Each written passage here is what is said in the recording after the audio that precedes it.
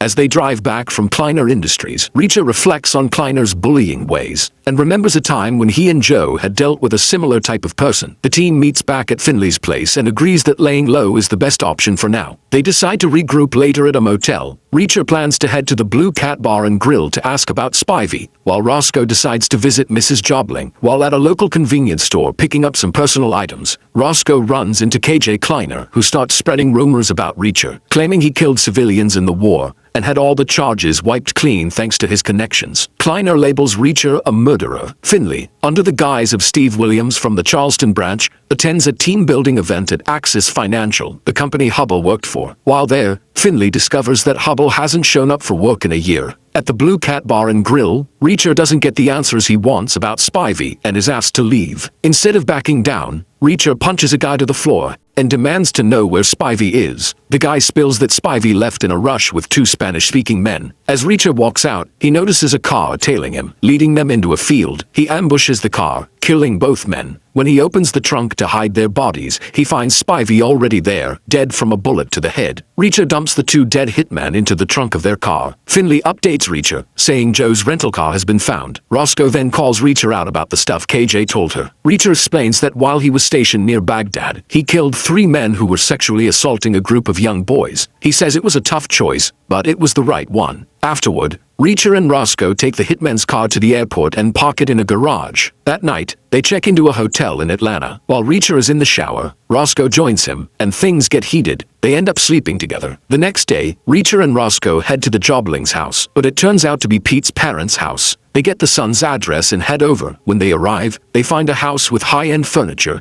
which seems odd for a truck driver. Mrs. Jobling admits she had a feeling Pete was involved in something shady. They search the garage for any clues, but come up empty. Meanwhile, Teal gives Finley a lecture at the Margrave PD about staying out of Kleiner's business. Richter and Roscoe meet with Picard, who gives them a lead on the motel where Joe stayed before he was killed. Richter finds a hidden note with 3 phone numbers. Before they can act on it, more mercenaries ambush them, but Roscoe manages to save Richter. They link up with Finlay, who calls the numbers. He also gets Neagley to look into one of the numbers. Later, Molly Beth arrives in Atlanta with Joe's files, but someone kills her and takes the files before Richter can get to her. With the murder of Molly Beth Gordon still on their minds, Roscoe, Finley, and Richter are determined to find out who did it. Back in Margrave, they drive past a house where they had previously seen a dog being mistreated. Finley stops the car, and both Richter and Finley head into the yard to remove a collar that's cutting into the dog's neck. The owner shows up, yelling at them for being on his property, and Richter punches him in the face, then puts the dog's collar on the man, asking him how it feels. The dog happily hops into the car, surprising Roscoe. Richter asks for a ride to the Hubble's place because his car is full of bullet holes and he needs a new one. In Hubble's Bentley, Richter drives back to the police station and sees someone spray-painted "whore" on the side of Roscoe's truck. Richter quickly jumps back in the car, heads to confront KJ, who he believes is responsible. Roscoe and Finley go after Richter to stop him from doing something he'd regret. Richter finds KJ's truck parked outside a cafe and walks in to confront him. When KJ insults Roscoe, a fight breaks out, and Richter easily takes KJ and his guys down. KJ jumps up with a knife just as Roscoe and Finlay arrive to stop things from getting worse. Mr. Kleiner shows up and demands Richter be arrested for assault. Finlay asks Roscoe to take Richter outside. Roscoe gets a call from Teal, where he tells her that he found out she hasn't been focusing on the right case, the one about the Morrisons' murder. He fires her for poor work. Roscoe doesn't back down and tells Finlay she's not handing in her gun. Finlay tells her he doesn't want her to either, given everything going on. Then Finlay mentions that the Kleiners aren't pressing charges against Richter. Richter starts to think that Gray might have left something behind. Gray gave Roscoe his Desert Eagle a year before he allegedly committed suicide, which doesn't add up. The team goes to Roscoe's to check the box the gun came in. Richter finds a hidden compartment with a key. At first, they're unsure what it opens, but then Richter remembers Roscoe mentioning that Gray went to the barber shop every week. When they get there, Mosley tells Roscoe that Gray told him not to give a big file cabinet to anyone except her, saying he was proud of his girl. The box holds detailed records of the Kleiners' financials, showing that they're distributing way more money than they bring in. The team figures out that the Kleiners are running a big counterfeiting operation, and the money they pay people in Margrave is to buy their loyalty. Richter realizes realizes Margrave is the perfect place to distribute counterfeit money. Finley points out that the Coast Guard blockade has kept the Kleiners from receiving their fake money, and the recent murders show that they're freaking out because they can't supply their customers. Roscoe suddenly realizes that Gray was also murdered, and storms out of the barbershop with Finley following her. Reacher flashes back to his childhood when his mother made him and Joe get haircuts and wear their best clothes to visit General Bishop to apologize for beating up his son. Joe apologizes, but when Josephine pushes Reacher, he resists at first but eventually apologizes. Though his apology is that he's sorry, both sides of the boy's face didn't get equally damaged. Reacher smirks as he walks away. The lesson he's learned: bad people don't deserve apologies. He shares this with Roscoe and Finley. Reacher gets a weird call from Neagley, who says she wanted to have dinner at 10, but had it at 6 instead. Reacher figures out that 10-6 is military police code for send civilian police. Neagley couldn't say much over an unsecured line, but she knew Reacher would get it and realized she was teasing him for being a civilian. Reacher needs to go to Memphis, but Roscoe is confused about how he'll find her. Reacher tells them his plan, and when he gets to Memphis he picks the exact diner where Neagley is. They head to a big public park to talk privately. Neagley tells Reacher that one of the names on Joe's list was an EPA agent who was murdered, supposedly during a robbery, but Neagley notices something strange. The report says he was killed with a silenced 9mm bullet, and nothing was taken during the robbery, so the robbery story doesn't add up. Neagley tells Reacher that a Memphis cop had doubts about the EPA agent's murder, but backed off when the FBI took over. This cop agrees to meet Neagley and introduce her to one of his confidential informants to see if they have any useful info. She also reveals that after the EPA agent was killed, his body was savaged, and when Reacher mentions that the same thing happened to Joe,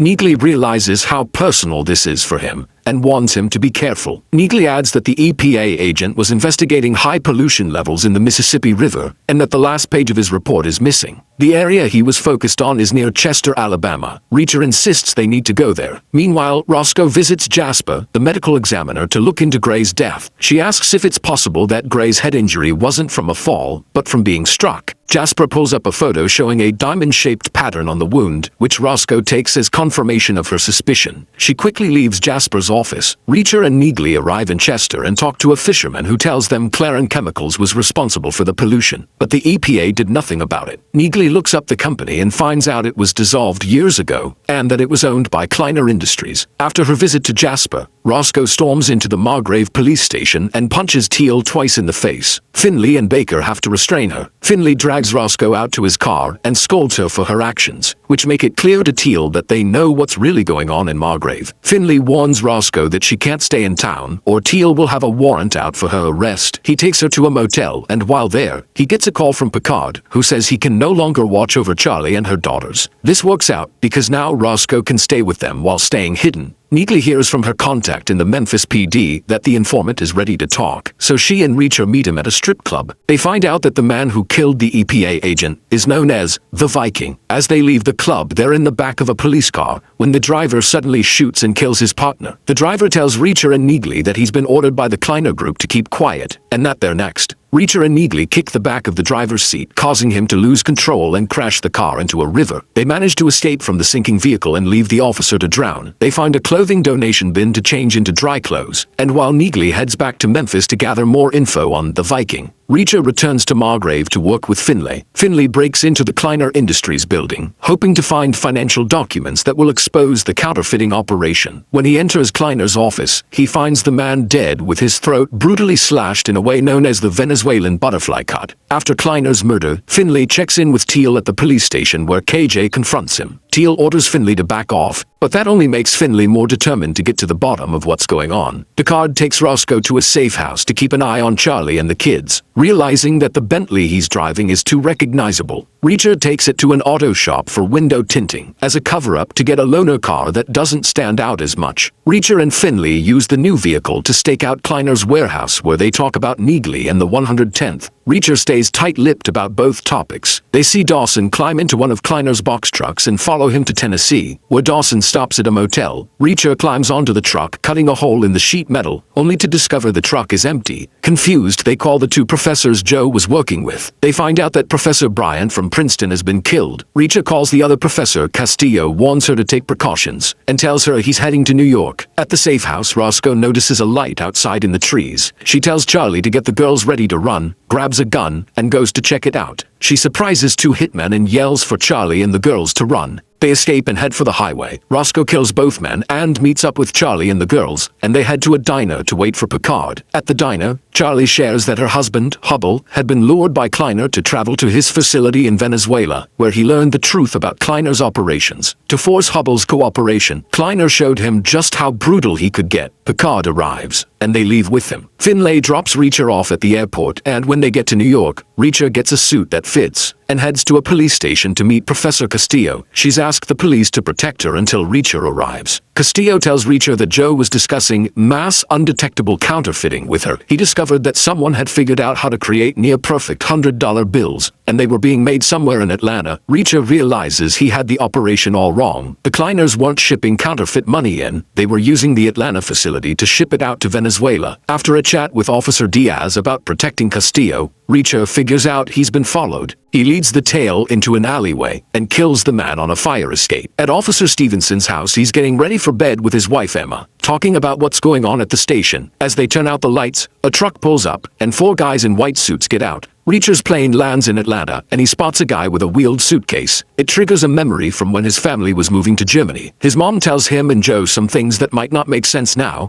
but they will later. She tells Joe that he can't fix everything in the world, but fixing some things is enough. To Reacher, she says he has the strength of 3 boys his size, but it's up to him to decide what to do with that strength. She tells him he'll do what's right. Finley picks up Reacher, and Reacher tells him counterfeiting is all about the paper, and Joe thought he had the source for it locked down. Reacher wants to get the Bentley, but Finley says they have to stop first. They head to a funeral for Mr. Kleiner, and while they're there, Dawson threatens Finley before leaving. When they get to the auto shop to pick up the Bentley, Finley gets a call and he looks stunned. He tells Reacher they'll head there right away. They get to Officer Stevenson's house, only to find it's a crime scene. Stevenson and his wife have been tortured and killed. Finley says this answers their question about whether Stevenson was involved, but Reacher disagrees. He says the murder of Chief Morrison was to send a message, but this one is different. Stevenson was forced to watch his wife's torture, which Reacher thinks was to get info out of him. They think the killers thought Stevenson was working with Finley and Reacher, so they wanted him to spill what he knew. Teal shows up, fires